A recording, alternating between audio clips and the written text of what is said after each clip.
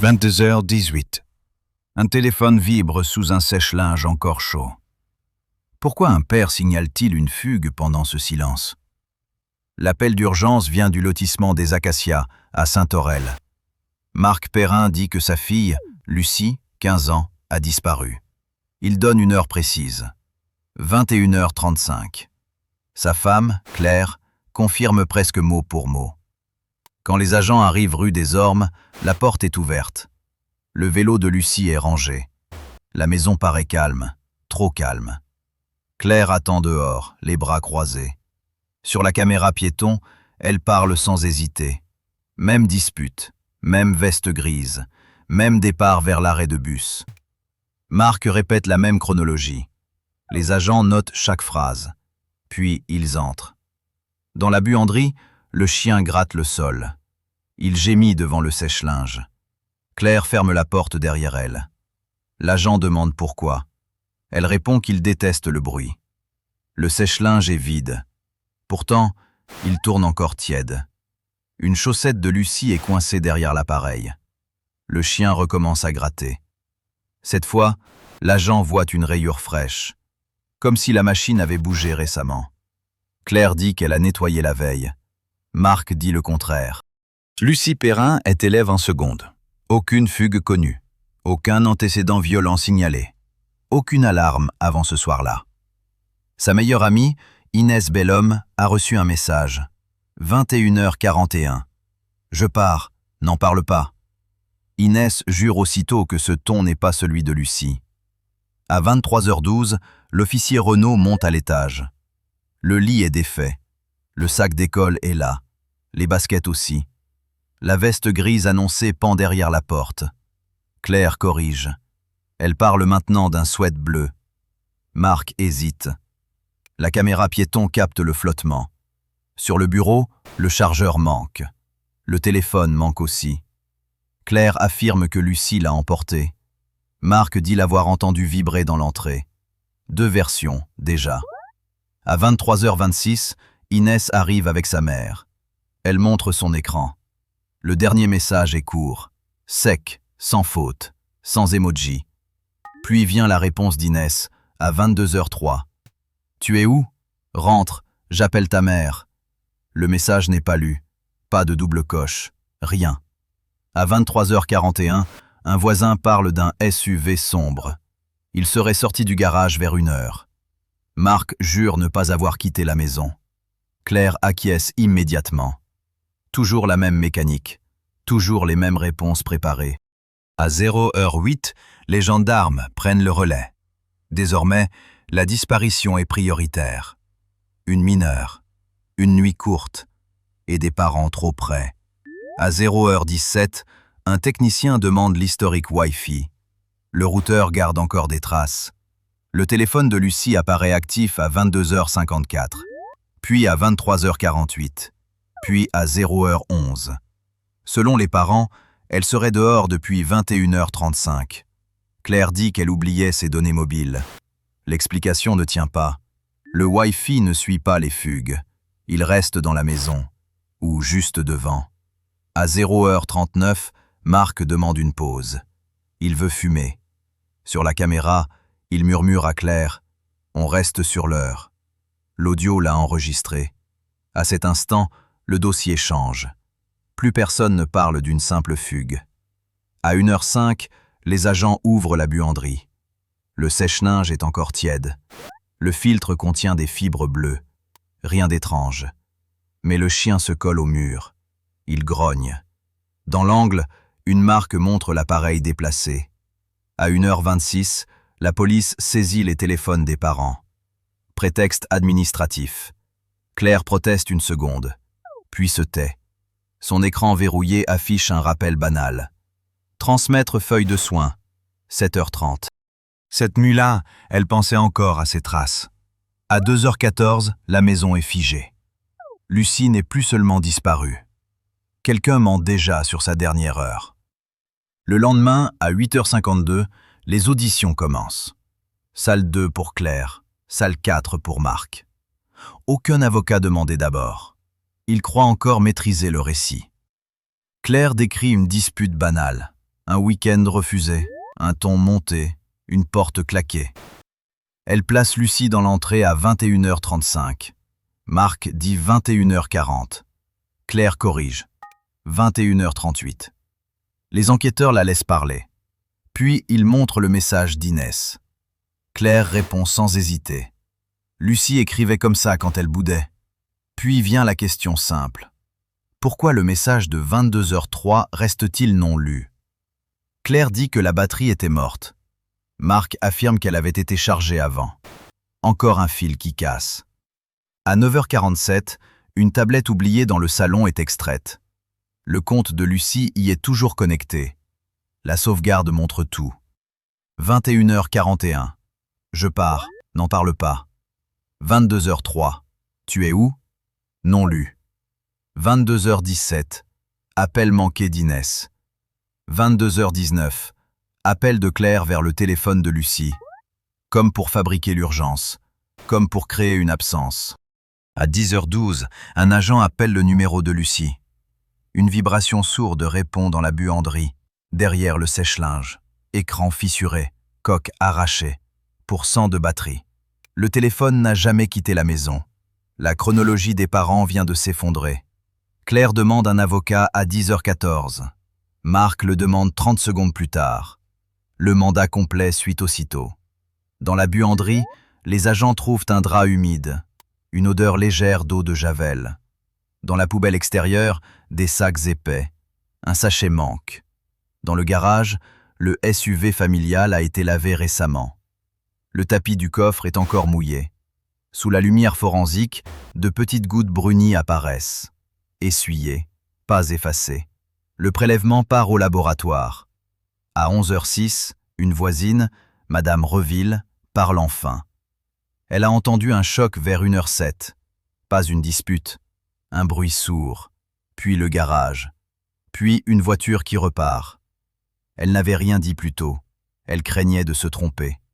À midi, une autre pièce tombe. Claire Perrin n'est pas seulement infirmière.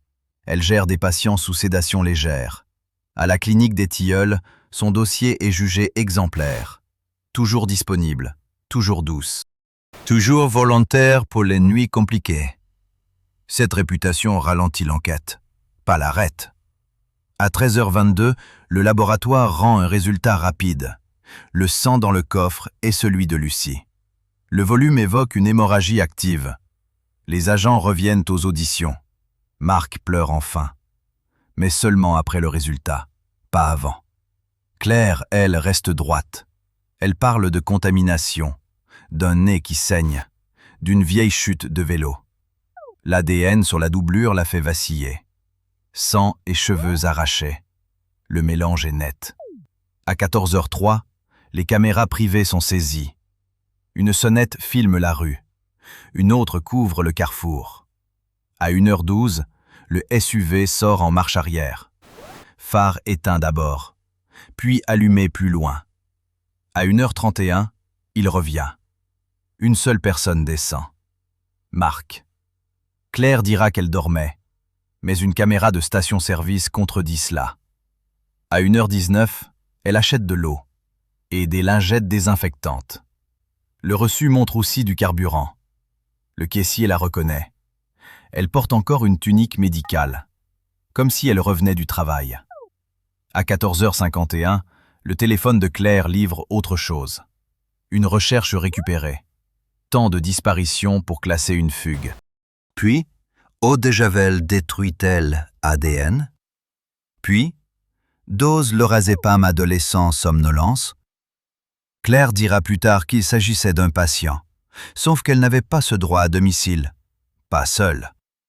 À 15h18, les enquêteurs interrogent Émile, 9 ans, présence d'une psychologue. L'enfant répète une phrase étrange. « Maman a encore donné les gouttes. » Il parle d'une tisane spéciale. Il dit que Lucie refusait.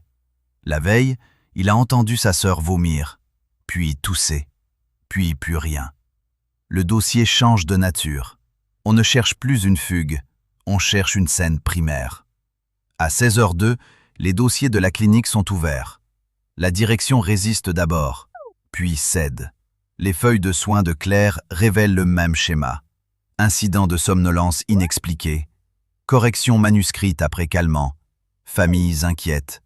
Jamais assez pour une plainte, toujours assez pour inquiéter. Des retraits irréguliers apparaissent aussi. Des comprimés notés perdus, des quantités cassées. Un pilulier vide est trouvé derrière des serviettes. L'étiquette porte le nom d'une patiente décédée. À 16h44, Inès remet un carnet. Lucie lui parlait de sa mère. Dans une page datée du 3 septembre, maman donne des gouttes pour faire taire. Plus loin, si je parle pour Madame Ancel, ils diront que j'invente. Madame Ancel était une voisine âgée suivie par Claire. Son décès avait été classé médical. Lucie avait pris une photo ce jour-là. Un gobelet, des comprimés écrasés. La photo manque du téléphone, mais la sauvegarde cloud la conserve. À 17h20, la buanderie donne encore une trace. Sous la plainte, un frottis sanguin et une matière rosée. Le médecin légiste parlera plus tard de vomissements mêlés, peut-être après ingestion, peut-être pendant une détresse respiratoire. Le tableau se précise. Lucie a été droguée, puis déplacée, puis transportée de nuit. Reste à trouver où. La réponse arrive à 19h07. Une caméra thermique de la départementale 41 capte le SUV. Direction le bois de l'Estan. Zone de chasse, chemins agricoles, ancienne carrière. Marc disait être resté chez lui. Claire disait dormir. Les données du tableau de bord racontent autre chose. Arrêt moteur à 1h46. Reprise à 2h28. 42 minutes hors route. À l'aube suivante, les équipes fouillent. À 6h13, un chien marque un talus. Sous une bâche bleue, dans les ronces, le corps de Lucie est retrouvé. Replié dans une housse. Les poignets sont encore serrés par du ruban adhésif. À côté, un oreiller tacheté. La scène n'évoque pas une mort instantanée. Elle évoque une agonie gérée. Le légiste confirmera 2 blessures. Un traumatisme derrière l'oreille, puis une intoxication mixte. Lorazépam et antihistaminique sédatif. Une dose massive. Pas assez pour tuer vite, assez pour ralentir, assez pour empêcher de fuir. Le plus dur vient après. Lucie a respiré pendant le transport. Des fibres du coffre sont retrouvées dans sa bouche. Elle était vivante, au moins partiellement, quand ils l'ont chargée. À 9h32, Marc change enfin sa version. Pas toute la vérité. Seulement ce qu'il croit pouvoir sauver. Il dit avoir trouvé Lucie inconsciente dans la buanderie. Claire aurait parlé d'une crise, d'une chute, d'un médicament pour calmer une panique. Il affirme avoir paniqué, puis aidé à cacher. Quand Claire est confrontée, elle se tait 27 minutes. Ensuite, elle corrige un détail absurde. Pas la mort, pas le transport. Le souhaite. Ce n'était pas bleu, il était gris perle. Puis elle parle enfin. Lucie aurait surpris des dossiers médicaux falsifiés. Elle menaçait d'aller à la direction, et à l'école, et à sa tante. Selon Claire, une dispute éclate vers 21h20. Lucie filme avec son téléphone. Claire tente de le saisir. La jeune fille tombe. Sa tête heurte le carrelage. Marc revient du garage pendant les cris. C'est la première version. Mais elle ne dure que 10 minutes. Pourquoi les sédatifs alors? Pourquoi la bâche? Pourquoi le trajet de nuit? Claire répond par fragments. Après la chute, Lucie aurait repris connaissance. Elle criait. Elle voulait appeler la police.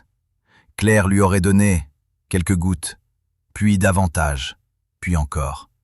Marc tenait ses épaules. L'affaire glisse du mensonge vers l'intention. Ils n'ont pas appelé les secours. Ils ont administré, attendu, nettoyé, transporté. L'acte d'accusation est lourd. Meurtre sur mineur. Administration de substances nuisibles. Destruction de preuves. Pour Marc, complicité. L'instruction remonte aussi dans les dossiers de Claire. Des phrases reviennent. Patiente agitée, sommeil impossible, besoin de calme. Toujours avant des prises mal tracées. Toujours avant des horaires flous. À l'automne suivant, Le procès s'ouvre. Claire paraît minuscule derrière la vitre. Marc évite la famille de Lucie. Sa sœur aînée témoigne. Elle parle de somnolences étranges, de tisanes imposées, de comprimés sans boîte. Le jury écoute aussi Émile. Son audition filmée est diffusée sans public. 3 phrases suffisent. Maman disait de dormir vite. Lucie recrachait les gouttes. Papa tenait la tasse. Après cela, la défense change. On parle d'une panique partagée, d'une mère débordée, d'un père soumis. Le parquet répond avec les horaires, les recherches Internet, le reçu, le péage, le coffre, le téléphone caché et le message non lu. Le message devient l'axe du procès.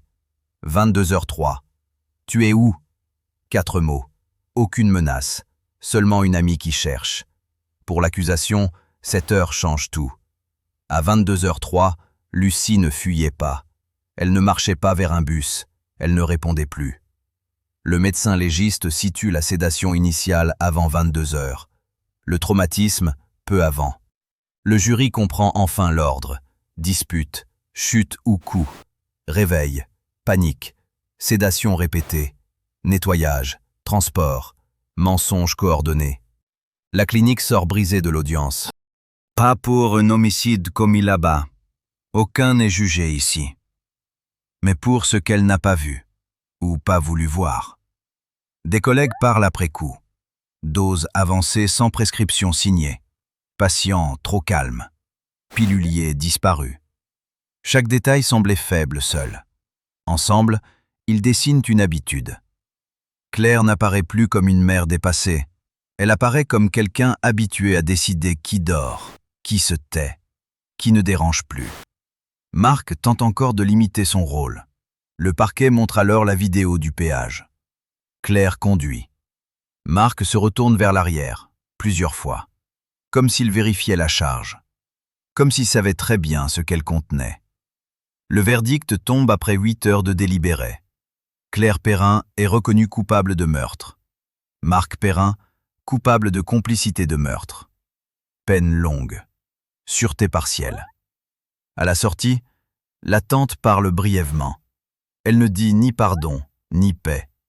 Elle dit seulement que Lucie voulait être crue. Enfin, elle l'est. L'affaire aurait pu s'arrêter là. Chronologie brisée, corps retrouvé, condamnation prononcée. Mais un dernier détail reste. Dans une boîte métallique, derrière des draps, les scellés révèlent des cartes mémoire, des notes de soins et un bracelet d'hôpital coupé. Le nom de Lucie y figure, avec une date d'admission inexistante. Aucun établissement n'a jamais enregistré cette entrée.